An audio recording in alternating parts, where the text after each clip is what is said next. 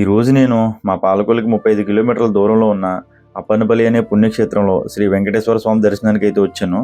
ఈ పుణ్యక్షేత్రానికి కోనసీమ తిరుపతిగా కూడా పేరుంది. ఇక్కడ స్వామివారిని శ్రీ బాలబాలాజీ స్వామిగా పిలుస్తారు. ఇక్కడ మనం నమ్మవలసింది ఏంటంటే, మన మనసులో ఎన్ని బాధలున్నా ఒక్కసారి స్వామి దర్శనం చేసుకుంటే అవన్నీ మర్చిపోయి పాజిటివ్ ఎనర్జీతోటే బయటికి వెళ్తాం. ఇక్కడ ప్రత్యేకంగా మాట్లాడుకోవాల్సింది స్వామివారి నిత్యాన్నదానం గురించి.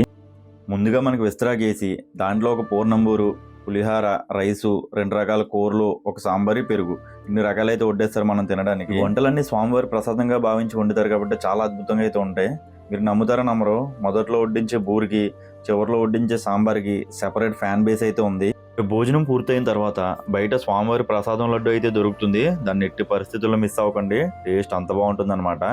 ఈ పుణ్యక్షేత్రం మొత్తం పచ్చని పొలాల మధ్యలో ఉండడం వల్ల చాలా అందంగా అలాగే ప్రశాంతంగా కూడా ఉంటుంది. మరొక మంచి వీడియోతో మళ్ళీ కలుద్దాం. ఉంటాను మరి, బాయ్.